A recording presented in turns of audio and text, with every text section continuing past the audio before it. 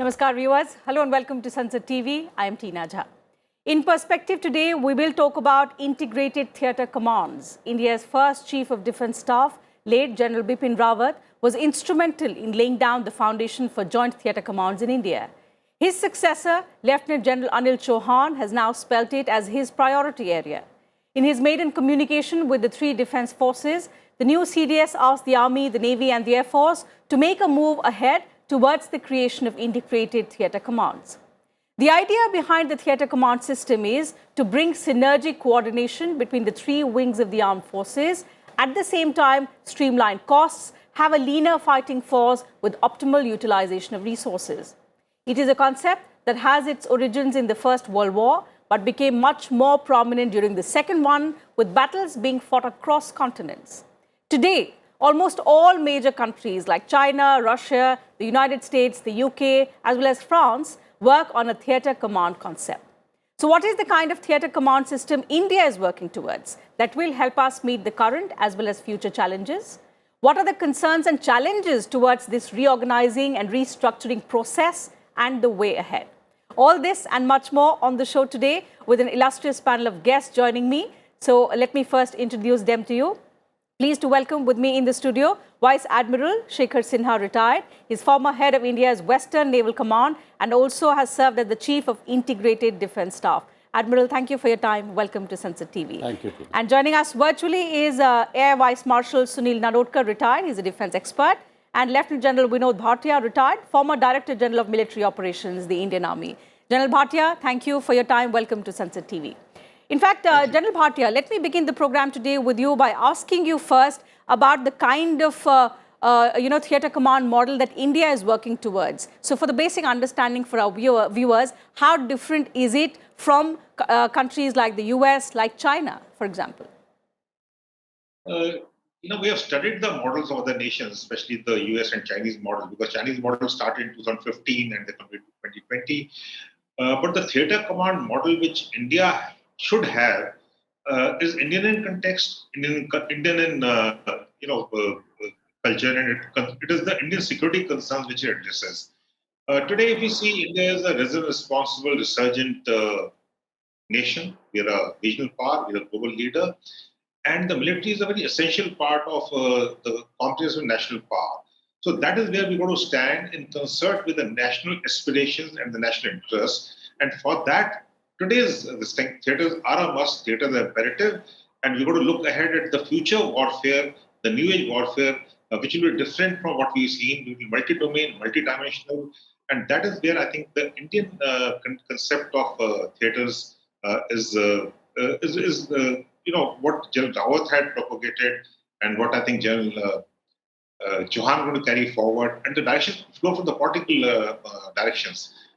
Prime Minister Modi is very categorical about theaterization, about jointness. So we are looking at theatres to address our security concerns and also in concert with India's aspirations as a global leader, as a regional power, and in concert with Sagar, which is the Prime Minister Director of Security and Growth for all in the region.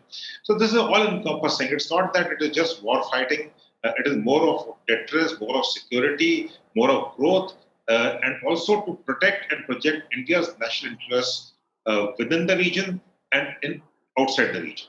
Absolutely. That's significant because it's based on our requirements, on our conditions, and also adheres to our challenges. Admiral Sinha, jointness is at the core of theatre commands when we talk about India. Late General Bipin Rawat spoke about it. In fact, he spent quite a lot of time on making it a reality. Now it's a challenge and a priority area for the new CDS, Lieutenant General Chauhan. If you could help us understand the advantages of, having theatre commands in terms of beyond synergy. That's one aspect that's been spoken about. But in terms, if we look at the macro picture, in terms of bringing down the costs, in terms of coordination, looking at the newer challenges, the newer threats that will emerge, all of that keeping in mind some of the key objectives, some of the key advantages that you can cite for us. I think that's a very important question that you've asked. The time has come that we have a whole of nation approach in fighting any war. All the resources, all the minds, all the assets, and all the logistics, they must come together and concentrate on the ultimate aim, the outcome of the war. At the moment, what is happening is that probably everybody is fighting his own war to achieve the same objective. And I think there is a possibility of reducing that effort and utilize those resources in much more meaningful manner. As you mentioned that I used to be in IDS headquarters, so one has had little bit of background to push this case. Our intention at that time was that there should be integrated planning so that everybody knows as to what the other guy is supposed to do. Particularly, Air Force and the Army have to work very closely because their action is in the land border. But let us not forget that there are areas now, there are weapon systems, there are mediums of war. For example, the artificial intelligence, cyber warfare, electronic warfare, where the assets of Navy can also be employed.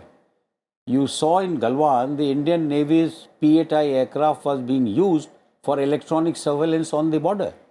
So we have assets which need not necessarily be only the one service should do this. So I think the getting all the assets together, putting all the minds together, before we have whole of nation approach, let's have all of armed forces approach. So that if you have to, let us say that you have to impose some blockade or you have to harass some shipping to bring pressure on an adversary on the land borders, you should have the Navy on board because you have a fairly strong Navy and you have a fairly strong Army and a very strong Air Force. But if they fight their independent war, if there is no synergy in thinking, no synergy in logistics and usage of those assets which are new right now. And I feel that all of nation approach, combined planning and then execution, leave it to the experts, the domain experts, how they are going to use it.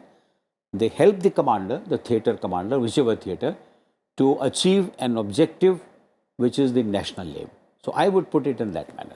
Absolutely. So when you say it's inevitable, and especially looking at the persisting challenges that India is facing, preparing ourselves also for the future challenges, why the delay? It's not something that's been spoken about just in the last couple of years. It's a concept that was spoken about by repeated committees that were set up after the Kargil war.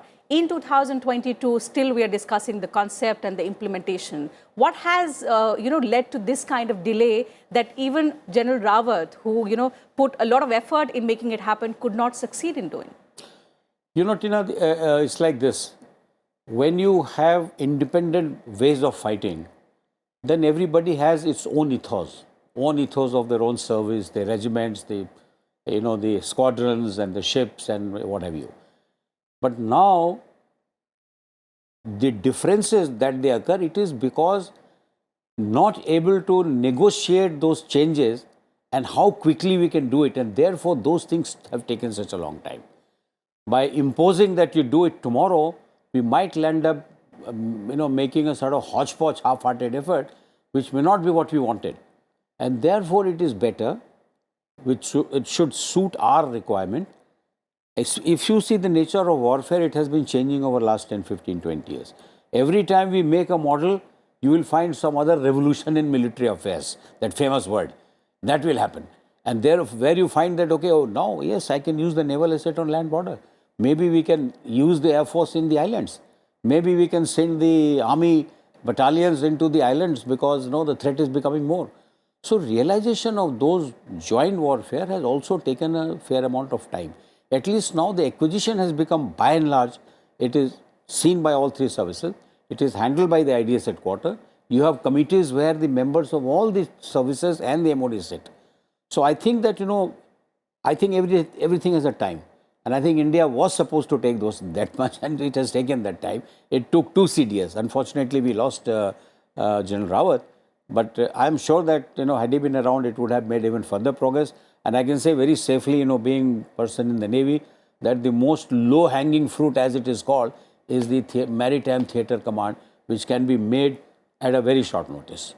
So I would say that the time has come, there will still be hurdles. There will still be difficulties in implementing. Mr. Nanotkar, first of all, how viable is the idea, looking at the fact that, all of our wings of the armies, of our defense forces have been working in silos all this while, and perhaps that has been the bigger concern merging the olive, the blue and the white is, easier to talk about, but when it comes to realizing it on ground, it's difficult to put that into practicality. What are the concerns that you see that have been cited also by several veterans over the last 2 years or so? I think both General Bhatia and Admiral Sinha has put it across very candidly that there is no, question or in going back as to whether it is required, not required. That debate is long over, and I think Prime Minister has put a stop to all those apprehensions that people carried. Now, like Admiral Sinha has said, that warfare is always changing with time, and we have to keep up with it. There are a couple of things that I would like to highlight. First of all, when you say that there was no synergy and suddenly Theatre Command is going to bring in synergy, that's not correct. We have fought enough wars, and we have fought with a lot of synergy, a lot of cooperation, coordination between services, and without that, I don't think we would have seen successes in the wars gone by. So this concept or this idea of synergy not existing and suddenly it is going to be coming in is absolutely myth, and it has to be put rest to. What Admiral Sinha has said that there are new concepts coming in, there are new domains that we are now tackling, and while getting there, we need to have a common approach to these things. Say, for example, cyberspace or artificial intelligence space. There are no boundaries, or there is nothing like land or sea or air in these kind of warfares when we think about. So therefore, it has to be commonly worked out. And what is the space that we are going to commonly work on is these theaterization that we are talking about. So therefore, like Admiral Sinha has said, that we can straight away get into maritime theater formation, because actually Navy, if you see, it is actually working in theater all along.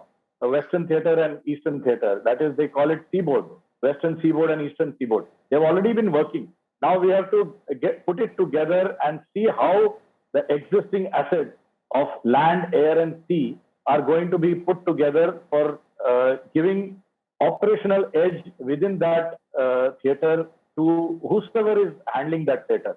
Now the point comes as to what you said, that a lot of veterans have written about it and how to get over these things, that those apprehensions that these people have expressed.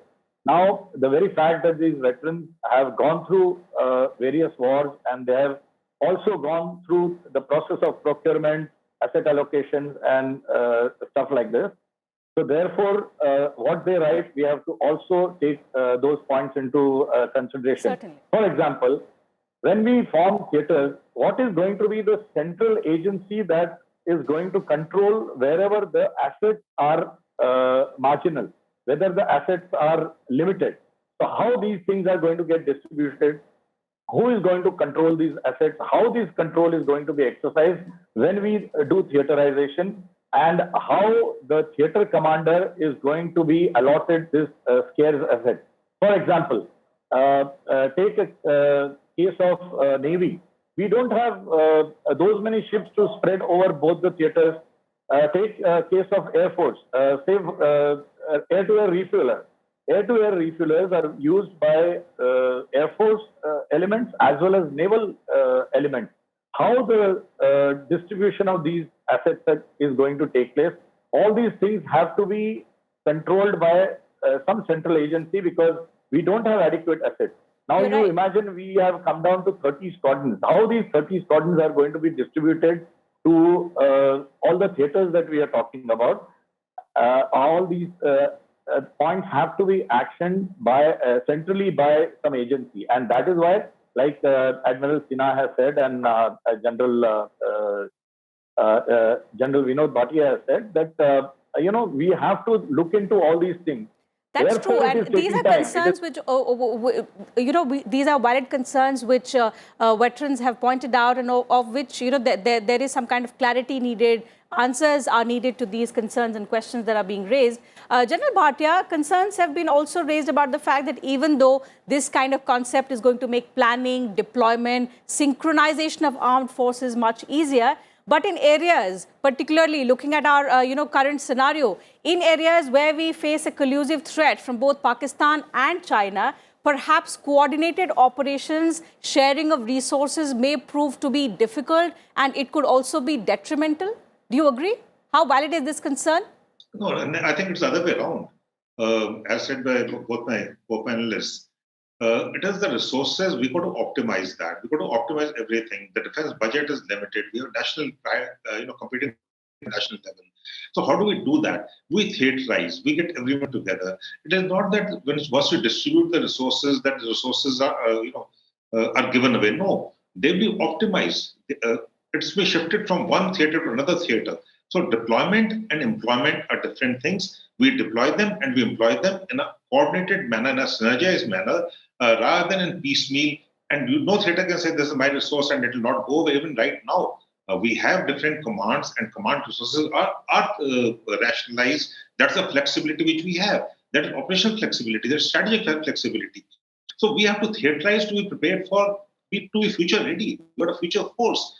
We got our threats. We got our aspirations as a nation, and the armed forces are an important part of meeting the nation's aspirations. We got to be a military power. We are a military force because we're not theaterized. We're not integrated. So that has to be done. We have to optimize everything. We have to look at the future wars, like Admiral Sinha pointed out. New age warfare is going to be totally different. We have to secure our nation against all sorts of threats. We have to learn from what's happening in the Russian-Ukraine war. We have to learn from PLA, learn from other sources, but make it Indian in context, Indian character. So that's where the challenge lies. The challenge lies in getting all the stakeholders on the same page. The challenge lies in transition management. Yes. Some of us don't understand how it's going to take place. So that transition management comes through. We got to have a roadmap. We have a transition management. We have the direction from the top, so it's top-led. So that is something which is very, very good because top-led, and no one can now deny or defy that. So how we make it a success is the challenge, and that challenge I think is required because the CDS is required to do that. And one man who's accountable and who has the authority to get it done is required, and that is where the CDS's role is very, very important. That's what General Rawat was, and that's what General Chauhan has to carry forward. I think the days are over when we have to argue over it. There's no arguing. The time for discussion and debate is over. There's a time for decision. There's a time for everything. We may be a little late though, but we got to get the structures right. We got to get the systems right. And for that, it is decision time. Now take a decision, and thereafter you review the decision. It's not that the decision is final. That's right. The fact that, when late General Rawat was speaking about it, there were also some inter-service differences that came to the fore that made headlines, that were discussed quite a lot. This is going to be a challenge for the new CDS, Lieutenant General Chauhan as well, on how to amicably solve these inter-service differences, the concerns that are being put across, and make it a seamless, a transparent procedure so that all of these concerns are adequately answered. The question here is, with the working styles, the service culture of all three wings of the armed forces quite different, how big a challenge is it, and how hopeful are you? What is the kind of solution to actually iron out these differences? Well, let me, Tina, first tell you the solution. A lot of work has been done. The spade work has been done over the last 10, 15 years. All this while the discussion phase was going on, and rightly both our co-panelists, General Bhatia and Marshal Nanodkar, I think the time for all that is over. Now, the implementation part, how will the synergy come? I think a joint service appointment for a brigadier must be made compulsory for him, brigadier level, to rise to the next rank, or maybe even a full colonel level. Once that starts, you will find that more and more people with the synergetic planning process will come to a level where they will be commanding these assets. So they know what is the background. Doing in, let's say, National Defence Academy or doing Staff College and NDC, that is, that is far and few. That's not enough for, getting the operational and planning. So I think the first thing, that recommendation that we had made was that from the rank of brigadier, I'm sure it would undergo changes, but we thought at that time that a brigadier level officer, both services, goes to Strategic Force Command or Andaman Nicobar Command or, Cyber Command or, Special Forces Command. These officers, when they become higher rank, then you can use their, knowledge of the joint service operation. That is number one. The second thing is that, when we don't have enough assets, right now, that is the state we are in, and both Air Marshal Nanotkar and General Bhatia mentioned, then what happens is that, you have to put the assets in the hand of people who understand, who can help you deploy. They are the ones who will tell the CDS. CDS is also permanent chairman of Chiefs of Staff Committee. Let's not forget, he's got all 3 operational heads, the domain heads under him. So he will obviously seek their advice. If he has to apply air power, he'll ask Air Force, okay, this is the task. How many squadrons do you think we require to support this movement of the army? Or how many squadrons do you think you can offer? When can you spare the air-to-air refueler for naval MiG-29 to connect up, in southern Indian Ocean and do whatever you're supposed to do? So those advices will continue to be given by the chiefs of service, or if the theatre commander is of that particular specialization, then he's the best. But he'll have to go by these advices. And then, the shifting of assets is very important. You can have, you will never have enough assets. No country has full assets. Even today, the Indo-PACOM, the Indo-Pacific Command, his fixed structure is very few. He also gets, aircraft carrier from CENTCOM, aircraft carrier from 6th Fleet. They all come together when they are deployed. So I think very similar thing will have to be done. The squadrons will be given to the commander on advice from maybe the Chief of Air Staff. Or if the theatre commander is an Air Force Air Marshal, then he is good enough to do that. Similarly, if it is army units to be deployed under the head of an Air Force or a naval commander, then he will talk to the army chief. The CDS will talk to army chief. He himself is army guy. So he will say, no, I think, let's put 2 divisions, 1 division here, 2 divisions here. And now Air Force will tell me how many squadrons you need. But because, you speak about these, methods of integration. Yeah. These are radical reforms that are going to take place in terms of the organizational structure, in terms of the functional structure. What will be the financial implications? Will it, impact the budgetary allocations? Initially, it might appear that it is going up because you are breaking down the systems which exist. So that is a complete loss. But you cannot let go everything in one go because, it's not that, okay, we are halting to fight a war and now we will fight war after we have done the joint commands. It will not happen. So we have to maintain our edge over the adversary, and yet in the process, so in that period, when you are maintaining the old assets and you are going in for the new procedures, you will find that the expenditure may go up, But in the long run, Tina, I think is going to be fairly lower budget than what it is right now. Because, the operations are combined. If you have same squadrons moving from here to there, same division moving from here to there, same ships deployed sometimes in the western. Like you mentioned, China and Pakistan being in collusion. You will have to get more ships from the eastern seaboard transferred to the western seaboard. You will have to get the Air Force into action, for the strike role. You will have to keep the army so that when the pressure is on, army can take on what is happening on the POK, on the line of control. So I think that it's a very good thing to happen. It will make us think together, and the country should. You go to the National Security Council, they should be able to listen to a guy and say, okay, fine, what do you want? He should be able to tell him, right now, we are in 3 voices. But I think the time of discussion is over. We already have a framework. They all have to be refined. It's not that nothing is available. These are all laid down. The papers are laid down. There will be differences, as I said, because, we have lived in very different ethos.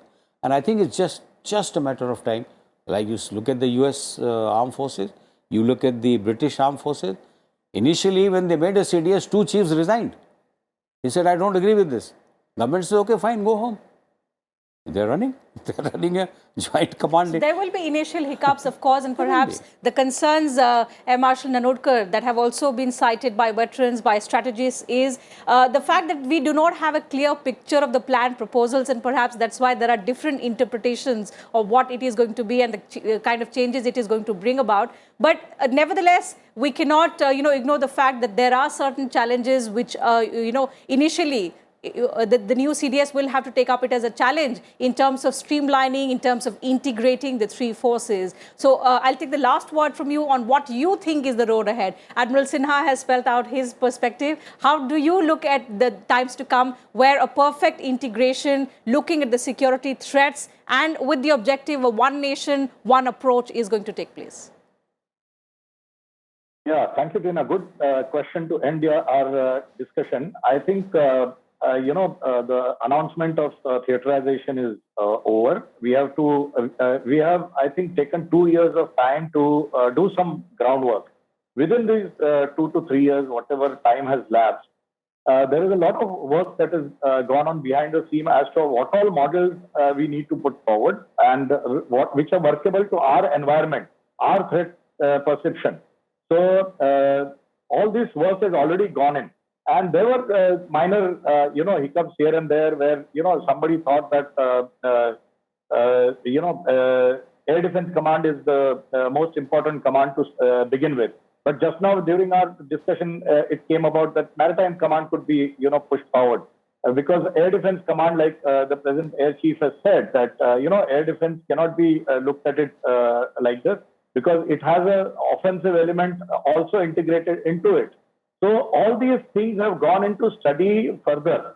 So therefore, there has to be a model which has to be created centrally and directions given based on what are the priorities based on which we can now put these theories into practice.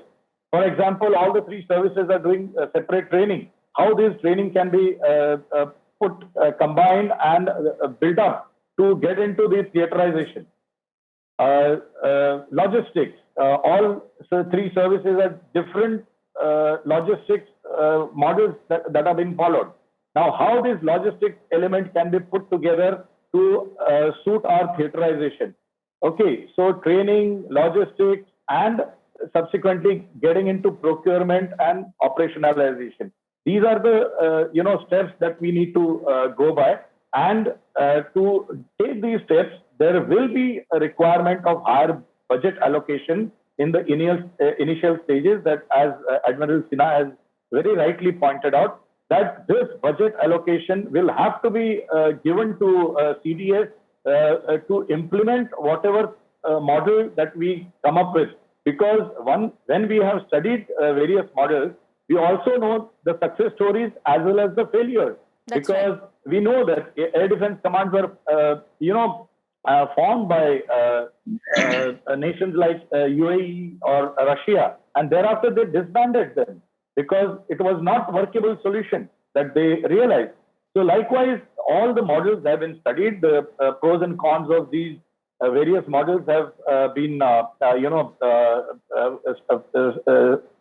studied further to implement it Certainly, in our and the fact scenario. that we are moving ahead not just based on the geographical model, but also a functional one, which caters to the conditions, the requirements, the challenges that India faces today. So the bottom line is, and all three panelists have suggested, that theatre commands is a much needed move. There will be initial concerns, there will be initial hiccups as well, as all three of them have pointed out. But it is a much needed move looking at the security implications for India with both China and Pakistan as our adversaries. Also the thrust that we are putting on the Indo-Pacific policy along with our Quad members. So in that aspect, the Maritime Theatre Command is something that's inevitable. The focus now with the new CDS at the helm is now going to be on the implementation. So let's see how that happens. For 2 years, we waited for it. There was a lot of debate around it. The unfortunate demise of the first CDS. General Bipin Rawat perhaps delayed it a little bit further, but now we're hopeful that with Lieutenant General Chauhan now heading and becoming the new CDS of the country, all of this will be sorted out, the concerns will adequately be addressed, and we will move towards seamless implementation of the theatre commands. So that having been said, I'll have to wind up the program. Thank you, gentlemen, for joining me on this edition of Perspective today, sharing your thoughts with us and our viewers. It's always a pleasure to hear you three talk about such pertinent issues. So thank you once again, Admiral Sinha, for joining us in the studio. So viewers, thank you for your time as well. I'll see you same time tomorrow now. Until then, you take good care of yourselves and keep watching Sansad TV.